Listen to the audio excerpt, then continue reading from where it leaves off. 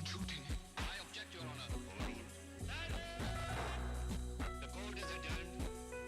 इंसाफ का तराजू।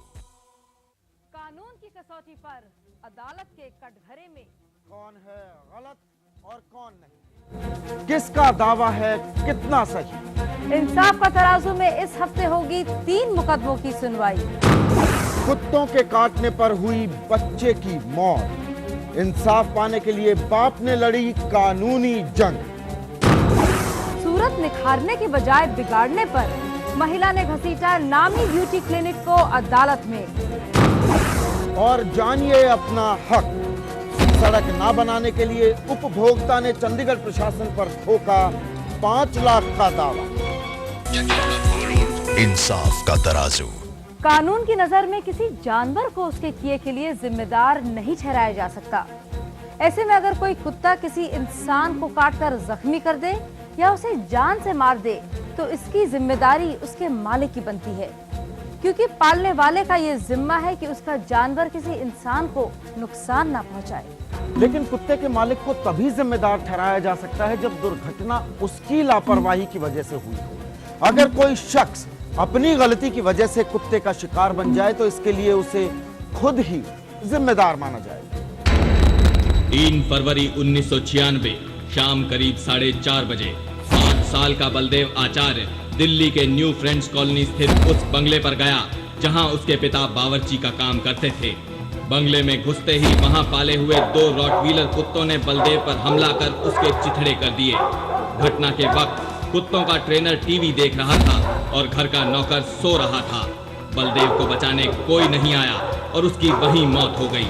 बलदेव के पिता बसंत राज का कहना था कि उनके बेटे की मौत की वजह ट्रेनर और नौकर की लापरवाही थी। यही आरोप लगाते हुए उन्होंने कुत्ते की मालकिन जसप्रीत सिंह और उनके इन कर्मचारियों पर मुआवजे की मांग करते हुए मुकदमा दायर कर दिया। दूसरी ओर जसप्रीत सिंह और उनके कर्मचारियों का दावा था कि उन्होंने कोई लापरवाही नहीं बरती थी। बलदेव बंगले में गेट फांदकर घुसा था और इसलिए अपनी मौत के लिए वो खुद जिम्मेदार था। मामला पहुंचा दिल्ली हाई कोर्ट। बलदेव की मौत के लिए जसप्रीत सिंह या उनके नौकरों को जिम्मेदार नहीं ठहराया जा सकता। दुर्घटना उनकी लापरवाही से नहीं बल्कि बलदेव की अपनी गलती की वजह से हुई। बसंत राज का परिवार बंगले के सर्वेंट क्वार्टर में रहता था, जहां तक पहुंचने का रास्ता अलग था। ये कमरा उन्हें बलदेव की सुरक्षा को ध्यान में रखते हुए ही दिया गया था। बलदेव को आगे के गेट से बंगले में घुसने का हक था ही नहीं। उस वक्त गेट की ऊंचाई कोई 5.5 फुट हुआ करती थी और उस पर हर वक्त ताला भी लगा रहता था। लेकिन बलदेव गेट फांदकर बंगले में घुसा।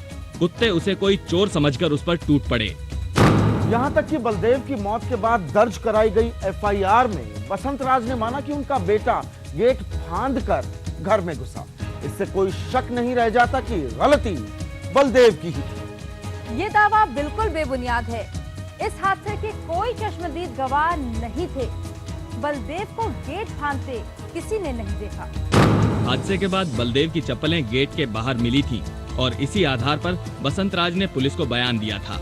जो कुत्ते की देखरेख करने वाले थे उन्होंने चप्पल देख के आइडिया लगाया था कि ये बच्चा जो है कि गेट फांद के अंदर गया होगा। इस वजह से हमने रिपोर्ट में भी लिखाया था कि बच्चे की गलती है, लेकिन जो है बच्चे की गलती नहीं थी। गेट पर ताला लगाना बंगले के नौकर का जिम्मा था। कुत्ते पर नजर रखने की जिम्मेदारी थी ट्रेनर की, जो हादसे के वक्त टीवी देख रहा था। अगर दोनों अपना काम ठीक से करते तो बलदेव की जान बच सकती थी।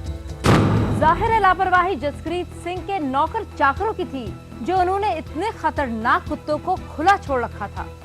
ऑब्जेक्शन। मैं अपनी फाजिल दोस्त को बताना चाहूंगा कि ये कुत्ते खतरनाक नहीं थे, बल्कि प्रशिक्षित प्रहरी कुत्ते थे। उनका काम था घर की सुरक्षा करना, लिहाजा उन्हें घर में खुला छोड़ देना लाजमी ही था। ये जानते हुए भी कि ये कुत्ते कितने खतरनाक हैं, मैं अदालत को बताना चाहूंगी कि बलदेव की हत्या करने से पहले ये कुत्ते 21 बार आते जाते इंसानों पर हमला कर चुके थे। इन कुत्तों ने पहले भी 25-26 आदमी को काटा था। एक हम भी थे उसमें से।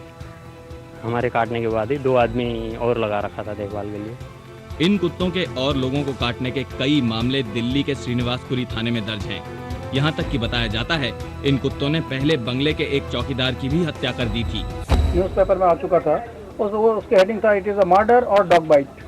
मतलब एक जसप्रीत सिंह दत्तवनी का ही एक चौकीदार मीन्स गेट कीपर का डेथ हो गया था। तो it was very in a doubtful condition. तो इस डाउटफुल को देख कर डाउटफुल बनाया गया है, हो सकता है हाँ। तो लेकिन काफ़ी आदमी के ये डाउट था, ये जैसे कि पेपर में आया, जो ही was death due to dog bite. Rottweiler प्रजाति के कुत्ते इतने खतरनाक होते हैं कि उन्हें जंगली जानवरों की श्रेणी में गिना जाता है। अपनी क्रूरता के लिए जाने जाने वाले इन कुत्तों को पालने पर कई देशों में सख्त पाबंदी है। बाकी देशों में भले ही रॉटवाइलर कुत्ते पालने पर मनाही हो, लेकिन भारत में ऐसी कोई रोक नहीं है। सच तो यह है कि बसंत राज अपने बेटे की मौत का फायदा उठाने की कोशिश कर रही है। बसंत राज की गुजारिश पर कुत्तों की मालिक जसप्रीत सिंह ने उन्हें अपनी कंपनी में नौकरी दिलाई थी, लेकिन कुछ ही महीनों में बसंत राज ने खुद को नाकाबिल साबित कर दिया और कंपनी के मैनेजमेंट ने उन्हें नौकरी से निकाल दिया। इस मुकदमे के जरिए बसंत राज जसप्रीत पर उन्हें फिर से अपनी कंपनी में नौकरी देने का दबाव बनाना चाहते हैं। भला एक बाप अपने बेटे की मौत में अपना फायदा कैसे देख सकता है?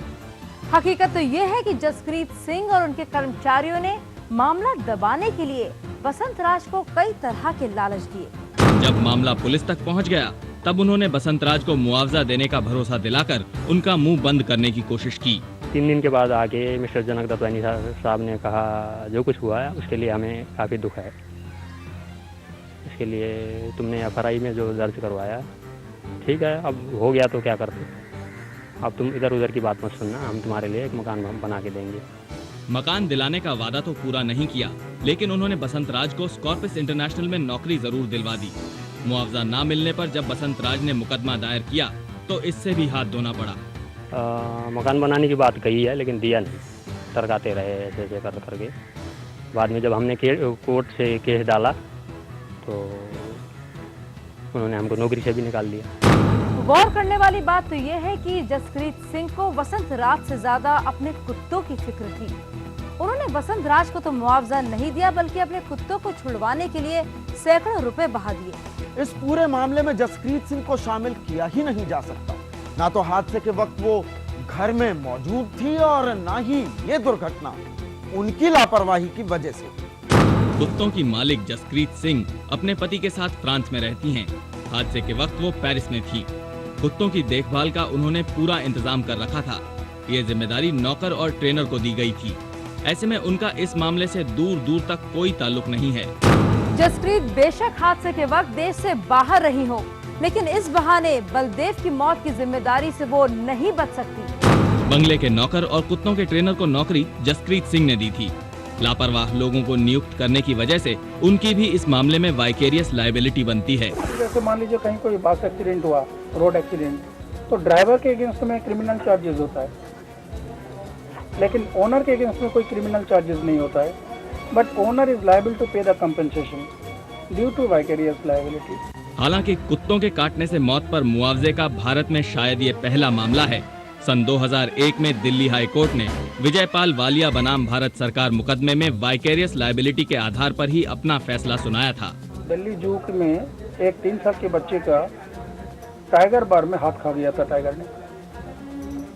उस पर हाईकोर्ट ने 5 लाख रुपए कंपनसेशन दिया, प्लस एक हैकर दिया जो हम 5 लाख से ज्यादा हम कंपनसेशन नहीं दे सकते हैं, क्योंकि पिटिशन का खुद क्लेम ही है 5 लाख रुपया। बलदेव बसंत राज की इकलौती औलाद था, बड़ा होकर उनके बुढ़ापे का सहारा बनता। हालांकि उसे वापस तो नहीं लाया जा सकता, मुआवजे की रकम से बसंत राज का बुढ़ापा थोड़ा आसान जरूर हो सकता है। मेरी अदालत से गुजारिश है कि वो जसप्रीत सिंह और उनके कर्मचारियों को बसंत राज को 6 लाख रुपए बतौर मुआवजा अदा करने का आदेश दे। तमाम सबूतों और गवाहों के बयानात के मद्देनजर दिल्ली हाई कोर्ट इस नतीजे पर पहुंचा है कि बलदेव की मौत का कारण था जसप्रीत सिंह के कर्मचारियों की लापरवाही, जिसके लिए जसप्रीत सिंह खुद भी जिम्मेदार हैं। अदालत मानती है कि बच्चे की जान को पैसे से नहीं तोला जा सकता, लेकिन 6 लाख रुपए के मुआवजे की मांग को बसंत राज जायज नहीं ठहरा पाए हैं। अदालत की नजर में मुआवजे के तौर पर 3.25 लाख रुपए दिए जाना मुनासिब है। लिहाजा जसप्रीत सिंह और उनके कर्मचारियों को आदेश दिया गया है कि वो बसंत राज को ये रकम सूद समेत दें, साथ ही मुकदमे का खर्च भी उठाएं। इंसाफ का तराजू में आगे तौले। सूरत निखारने के बजाय बिगाड़ने पर महिला ने घसीटा नामी ब्यूटी क्लिनिक को अदालत में।